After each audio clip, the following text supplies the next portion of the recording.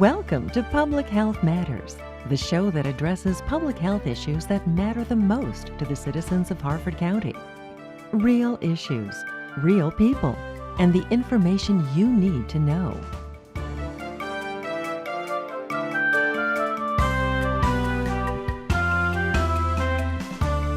Hello, I'm Ronya Nassar, Public Information Officer for the Harford County Health Department, and your host for today's Public Health Matters, the show that takes a closer look at the public health issues that matter the most to the citizens of Harford County.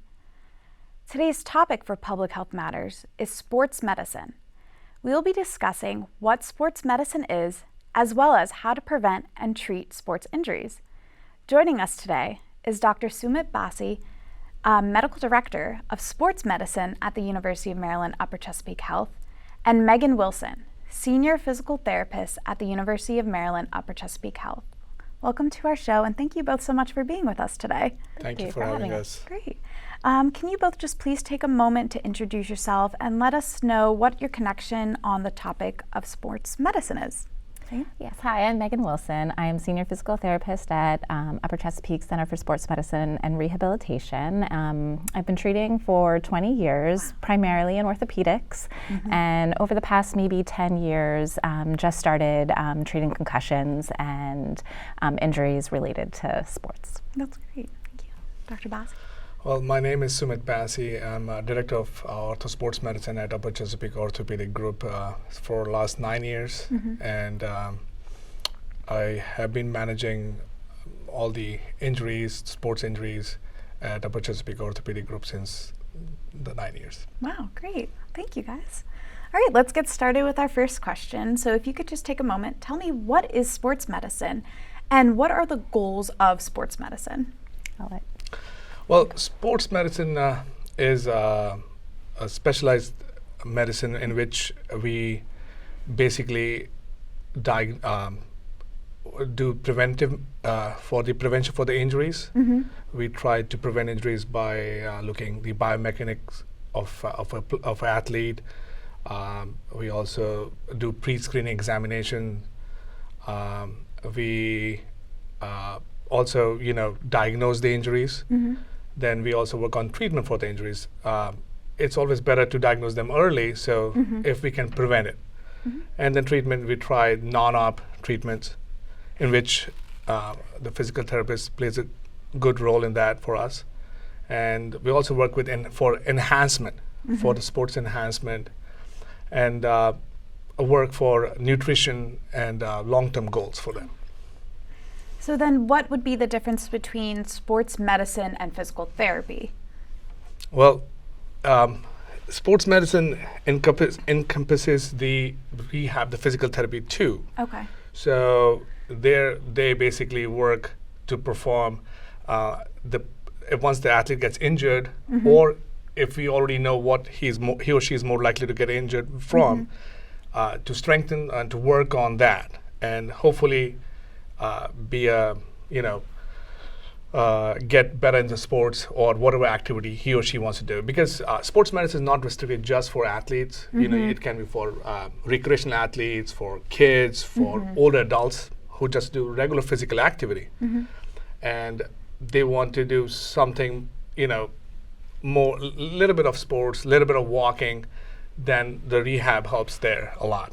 Right, so I look at it as sports medicine as that diagnosis of those injuries, where physical therapy is a component that helps people get back on the sports field. They take a look at strength, range of motion, and flexibility, and balance, and we use and start programs and exercises that help get those people back on the field quicker if they've had an injury, and help prevent it as well. We can look at and do pre-screenings to look at their flexibility and their strength and kind of look at those deficits. We know that ACLs, there's a lot of ACL programs out there, and we can kind of help start programs to strengthen those athletes to allow them to prevent those injuries on the field. Great. And if we know about it beforehand, we're much better to treat it. Yeah, so you both work very well together then.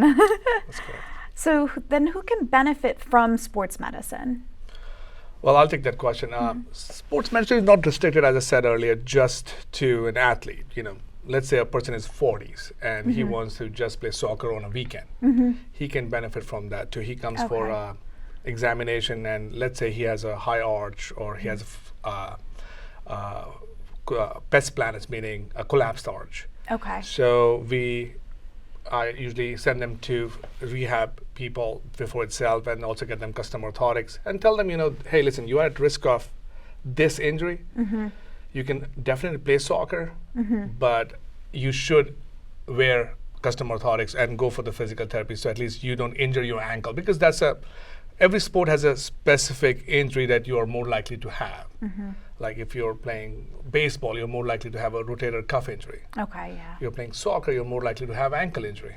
So then based on the sports he or she says, and to answer your question, so anyone can benefit from sports medicine. It's not restricted to any age group. Most of my patients think, oh, why am I seeing a sports medicine doctor? I don't even play sports, but any activity, if you're walking, that really helps. That means you're ambulatory. That means you need sports medicine. Hopefully, you can delay a knee or hip replacement if you're stronger. Your muscles are stronger, so then you don't have that much load on your knee or your ankle, because the more active you are, the lesser weight, like the lower BMI, the body mass index you have, then you're more likely to delay the hip or knee replacement or even shoulder replacement. And I'll go off the cuff here. When we think about sports medicine and sports injuries, first thing that comes to your mind is a young kid, young athlete, high school, college. I have kids of my own who are going through sports injuries right now. But really, let's talk about the big sport that's in the older population, pickleball. Yes, right? Exactly. I mean, I can't tell you how many injuries we have in our clinic right now because of pickleball. Shoulder injuries, hip injuries. Sometimes they fall if they're not agile enough. So, I mean, pickleball, think about that as a sports injury for the older population. I don't want to say geriatrics or anything like that, but the older population. So what would be some common types of sports injuries? I know you just mentioned a few, but what would be like the most common ones we would see? Well, I usually see ligament sprains, muscle strains. That's common, depending on the sport. Like, I really like soccer. And I like wrestling. So it all depends. So my patient population in my patient population, I have a lot of kids who do wrestling and play soccer. So I see a lot of, ankle sprains. I see a lot of, muscle injury. I do see ACL. ACL tear, unfortunately, that is also possible with any sport. Yes. And then they do see my partners who are who do take care of the ACL reconstruction. And then we help, she primarily helps with the rehab with that. And then, we talk, because any injury has kind of 4 stages: acute phase in which they are injured, and then we talk about how they can go back to rehab, and then early rehab, and then to go to their baseline, and then the 4th is long-term goal. Okay. So depending on what injury, the time duration differs. More injuries, I do see concussion a lot. Okay. So usually, to put in a layman terms, concussion is a traumatic brain injury. The symptoms usually are temporary, most of the time. So most of the time they basically feel, they can have the symptoms right away, or few hours or even days after a head injury. Okay. And I will always recommend, whenever you feel like that, just stop any activity, try to seek medical attention, either go to your pediatrician or sports medicine doc. And then, we work collaboratively with the physical therapist for early rehab, depending on what all symptoms they present. Other common injuries, I see a lot of shoulder injuries, which include, depending if I have a football player, I can get a shoulder like a rotator cuff tear. I can have just a sprain, or sometimes a labral tear, or sometimes just a stinger. So stinger usually is a nerve injury that happens, and while you're playing football, and the athlete usually gets back to his normal baseline within few hours, sometimes in minutes. Oh, okay. Yeah, so these are the common injuries I see. And I think from a rehab standpoint, we see a lot of overuse injuries Oh, right okay. now. Yeah. I mean, commonly there's a lot of push right now to kind of keep up with the Joneses, and you're playing multi-sports all the time. Now there's no in-season sports. Everybody's playing soccer year-round. Everybody's playing lacrosse year-round. Yes. Everybody is swimming year-round. And we end up with a lot of overuse injuries. So it's a matter of kind of asking them to pull back, or really just getting them stronger to be able to support that higher level of competition that they're looking for, so that they can compete at the level that they want to compete at. And I'm sure that could be really hard, especially I know that so many people are just dedicated to sports. To tell them to pull back, it just might be really, really hard. But it's important to give your body a break too, as well. Well, to piggyback on that, actually, as you mentioned about overuse, you also are likely to get stress fractures because of that too. So I see a lot of kids with stress fractures, because as she said, year-round they keep playing sports, and then they start having either the shin pain, and they think, oh, it's just shin splints, and they don't seek medical attention at the time when they were supposed to. So then it becomes worse, and then the time for them to recover becomes longer. So these are all things you have to watch for. I was an athlete in college, and I fully remember getting a stress fracture from running all the time. So I think, again, just telling people to pull back is good. So now you did mention a little bit about concussion. I kind of want to go into that sports injury. So what would be again, I know you mentioned a little bit, but what are the symptoms of a concussion, and what should you do, again, if you think you might have a concussion? Well, common symptoms with concussion is headache, blurry vision, short-term memory issues, like you can't remember the exact event, how it happened, light sensitivity, noise sensitivity, gait, you are not able to walk straight, you have mood symptoms, you become more irritable, anxious, sleep, you are not able to sleep, and you're having more like you're more hyperactive. Okay. So sometimes people you can have both spectrum. Either it can be very not at all active, like you want to just sleep, or it could be hyperactive. I have seen in 1 or 2 cases where I did see that. That's interesting. Dizziness. Dizziness. Dizziness. Yeah. I'm sure that's that is one biggie. Yeah, because the gait, they always whenever they have a gait issue, they always complain about dizziness too. So coming back to what they should do. So as I said earlier, once they know that they have any of the symptoms, they should stop every activity. They should not be playing sports, because they are at risk of persistent symptoms if they injure themselves again. Okay. They should seek medical attention. They should either see at least an athletic trainer at the sideline. If they have access to physical therapists, they should see physical therapists.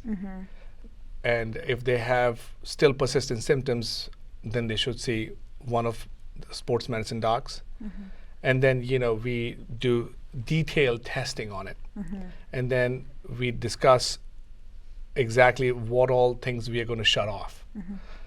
How much school break time we'll need.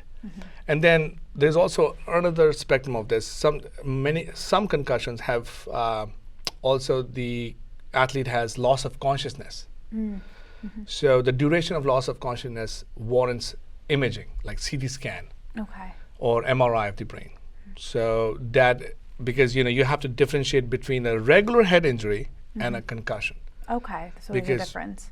That's correct. Regular head injury, you can have a brain bleed, and it's not a regular temporary traumatic brain injury where your hoping that all the symptoms will resolve. Okay. So that's why I said earlier that you have to seek medical attention to be sure what you're dealing with.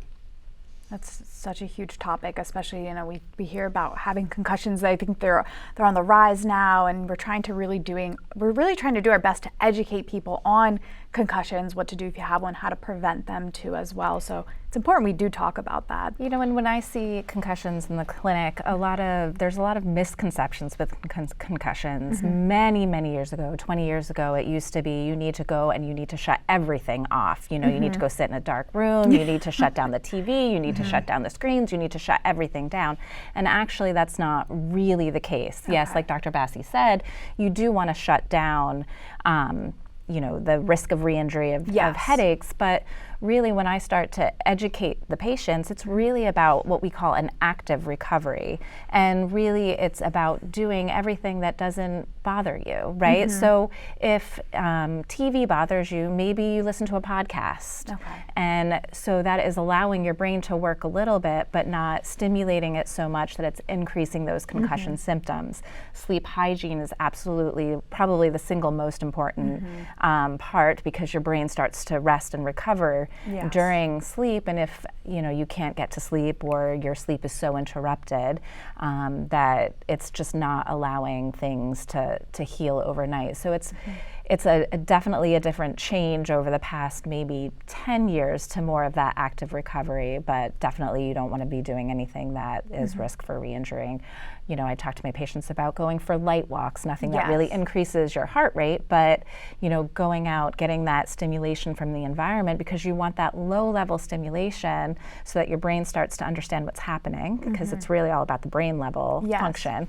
And then you can kind of get back to doing things step by step. And then there is the 5-step return to play for sports concussions to kind of get them back on the field. There's a very specific protocol that those athletes have to pass in order to get back on the playing field. And we're relying on these athletes to self what's the word that I'm looking for? Self-report, yes, thank you. Self-report symptoms, because we can see some gait deviation or those balance issues. We can kind of look at their eyes and say, oh, you're really not feeling that great, but I don't know really their symptoms. If they're having a headache, that's all subjective. If they're having dizziness, it's all subjective, and they have to self-report it, or they're at risk for re-injury if they go back too soon. True. I agree. And to say, sometimes they always also have questions regarding meds, what medication they should be taking for the symptoms. I always recommend Tylenol. It's the best drug for concussion, for headache. I don't recommend anything for dizziness in the beginning. I do not. I agree. Because you don't want to mask that. And because, there is no medication that can cure brain. Brain takes its own time to heal for itself. So, as she just said, little activity, but also every concussion is different. Based on the athlete's or anyone symptom, it depends what you're going to shut off. And then, so just quickly again, touching on the diagnosis for concussion and the treatment again. So for the diagnosis, what would a doctor do to diagnose a concussion? It's, as I said, it's basically the symptoms. So he or she presents with symptoms, we do the physical exam. Yes. And then we decide whether I need to order for the imaging or not. Okay. That's one. And whether they will benefit from physical therapy right away, or whether it will take some time. After some time, I need to send them for physical therapy. Because let's say someone has severe dizziness. I'm not going to send that person right away. Yes. for gait and balance training. I'll give him or her some time. I'll give you an example. I had a patient who was mid-50s and got hurt by other passenger. A suitcase fell on her head. Oh, wow. In a flight. And she had severe dizziness. So I firstly, put her on some meds because she was not able to walk at all. So, and then we also decided on the imaging because of that. And then once she got a little bit better, then I did send them for the vestibular rehab. And that's how she got better. And she's back to her baseline. Great. So what's the difference between a sprain and a strain? And which one, is there one that's worse than the other? Well, okay, so a ligament, we say ligament sprain. Okay. And for muscles, we say strain. Okay. So muscle injury is muscle strain. Muscle strain. A ligament is with the sprain. You know, like let's say you are running and you suddenly stop and you didn't get a tear, but you got a ACL sprain or MCL sprain. And depending on the physical findings that we see in the clinic, we decide whether brace will help or whether without physical therapy, or whether we need to do further imaging like MRI and send them to my orthopedic surgeon partners for surgery. And then, what is a stress fracture? Well, stress fracture, let's say tomorrow I think to run 10 miles. So I'm putting myself at high risk of getting a stress fracture because I'm not used to running at all. And suddenly I've increased my activity. Any person with high arch or no arch is at high risk of stress fracture. Females are more risk, 1.2% more risk than men to get a stress fracture. Okay. Any female with amenorrhea, meaning no menstrual period, is an independent risk factor for a stress fracture. Oh, interesting. So to answer your question, what is stress fracture? It is basically the stress reaction to the bone itself. So instead of you having a to and fro cortical fracture, you're stressing the bone, and if you keep on stressing, you are going to get the stress from stress fracture to open fracture or a full fracture, closed fracture. So I want to shift the conversation to prevention type of question. So talking about how important it is for nutrition when it comes to sports medicine. Okay, I'll take that question. So nutrition is very important because that helps every person, no matter athlete or not athlete, to heal. So hydration, proper diet is very important. Most of the people think that, let's say, their vitamin D level is normal. And I usually do not get a patient who has a normal vitamin D level in my clinic. Most of them are deficient because we do not have that much of sun exposure in Maryland. Or if we do, we don't go out that much. Yeah. So, for any reason, I would say it is an important vital factor for any sports, because the better you have the bone quality, you're less likely to injure yourself. And I always, I can bring it back to a little bit of a concussion. With concussions, the nutrition for concussions is very important. You want to stay hydrated. You want to limit your caffeine intake. If you're, over 21, you want to limit your alcohol intake, anything that dehydrates you.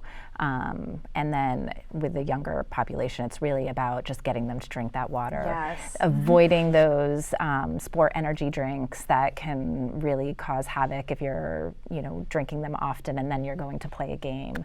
They're really not that recommended. I agree. I completely agree with that. Those energy drinks are just not good. Those monster drinks right before a game, probably not a good idea. As she said about the energy drinks, I want to add something. That's why we do the sports physicals. Yes. We do sports physicals every year, and I will get 1 or 2 athletes out of the whole population I see who has a baseline arrhythmia. Oh, okay. Irregular rhythm. Okay. And if that athlete does consume the sports drink, he or she is at high risk of sudden cardiac arrest while playing sports. Okay. So again, coming back to, they should try to avoid as much as they can these kind of energetic, high energy drinks, high fructose drinks, because that puts them at risk. And obviously everyone should get pre-participation, yearly physicals. And if we do see any arrhythmia or anything, then we do send them to pediatric cardiologists. If they have issues with the gait, if they have issues with the arches, or if they have any improper technique, then we use my friend here, our physical therapist, all the time. So how can sports injuries be prevented? I'll take that one. Sure. Please. Go ahead. So really, the best way to prevent sports injuries is to keep your flexibility where it needs to be. We need to be stretching really after practice. Yes. There's studies out there that do say that static stretching before games can actually decrease performance. So that's why you'll see a lot of athletes out there doing some dynamic stretches, you know, those kicks and butt kicks, and then you want to stretch afterwards. But you really just want to be as strong as you can be in your core and your hips and your legs and your arms, and to support those high-level activities that you really want to happen or to participate in. Stretching is so important. I know that that is one of the things that people can just easily just skip and not want to do, but it's important because that's, you know, why we're here today. We're talking about how we can prevent this. Yes.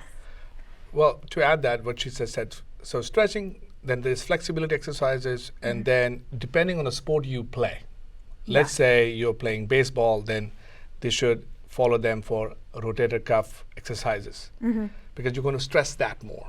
You're going to play soccer, do more hamstrings. So, you know, depending on the sport. So, yeah, I agree with you 100%. Yeah, that's the only way.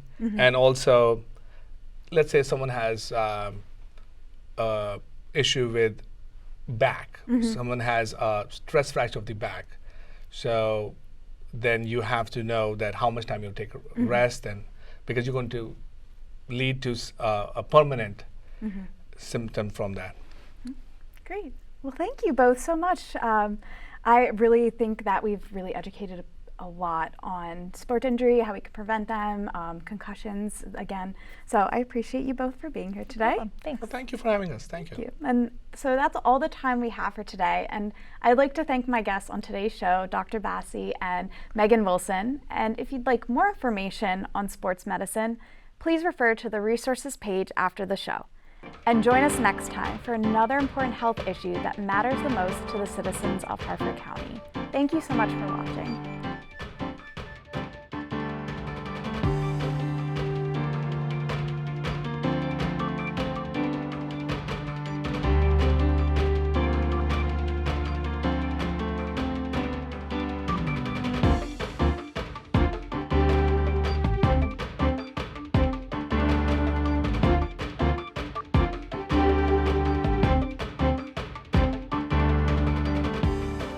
You've been watching Public Health Matters, brought to you by Harford TV. Watch what matters.